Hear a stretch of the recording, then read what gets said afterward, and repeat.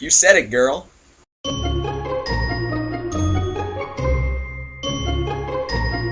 So, Kick-Ass 2.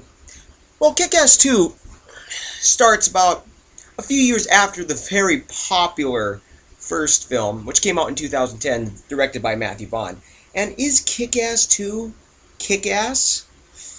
For the most part, it is. Is this movie's pretty good, but it's not quite as good as the first one. That's what kind of disappointed me. I think that's what disappointed a lot of people. But when you look at something like this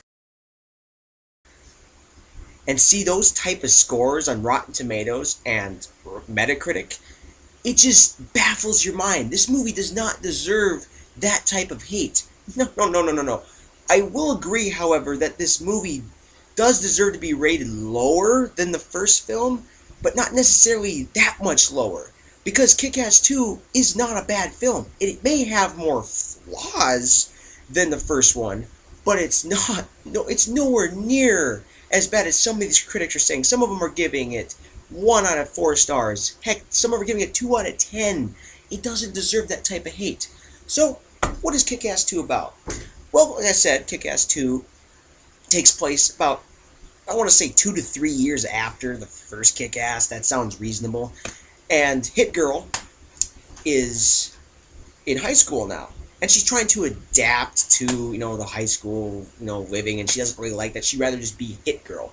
But her new guardian, spoiler alert, the guy who took over after Nicolas Cage died in the first one, he wants her to focus more on being a high school student than Hit Girl, because he realizes that is not how a girl her age lives.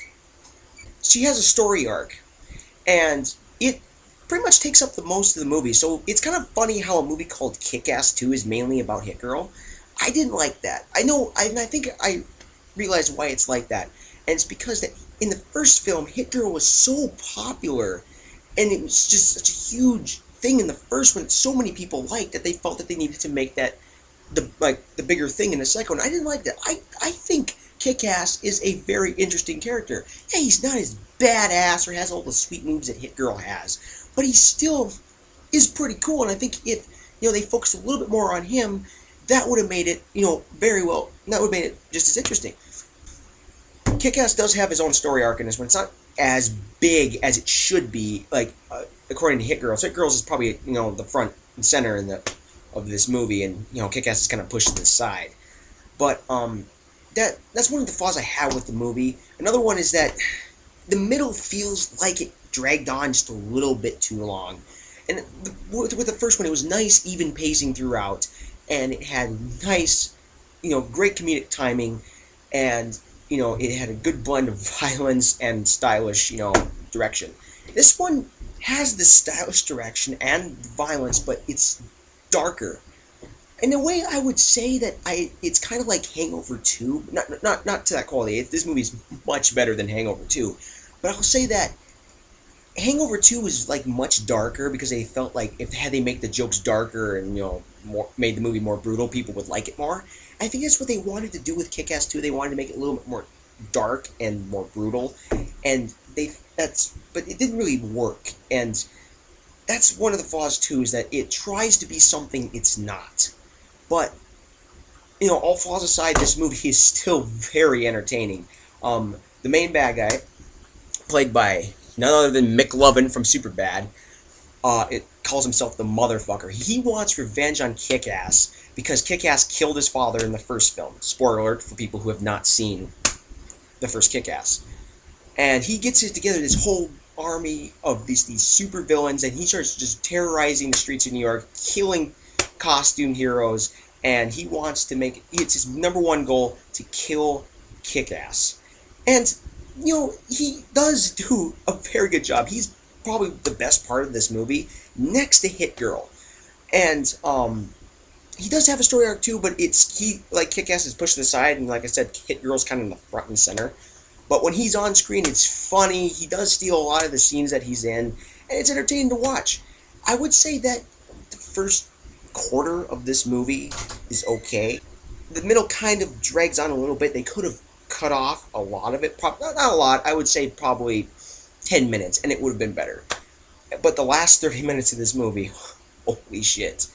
The last 30 minutes of this film are just as good, if not better, than the whole movie of the first one. And it's definitely something to check out. Just watch if you want to watch this movie just for the final 30 minutes. It'll be definitely worth it because it's a whole bunch of funny badassery and well, kick ass.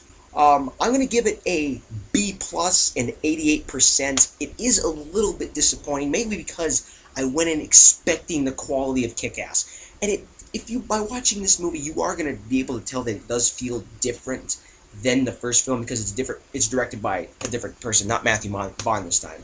But it I hope if they do a third film, I hope that they're able to even out the pacing just a little bit better and maybe make it a little bit more about Kick-Ass, not more about Hit Girl, just because Hit Girl was the more popular character just because she was going around kicking ass. Doesn't mean you have to leave your main character out in the dark. But for the most part, Kick-Ass 2 is a very enjoyable film. I had a great time with it. It's not the best movie I've seen all year, but it's one of the better superhero type films that came out this year. I would suggest you check it out. It has its moments where you kind of feel like that they're out of place and it kind of takes you out of the movie, but all in all, you will like it. So, that's my review of Kick-Ass 2. So be sure to subscribe and get more from the Mother Flickers.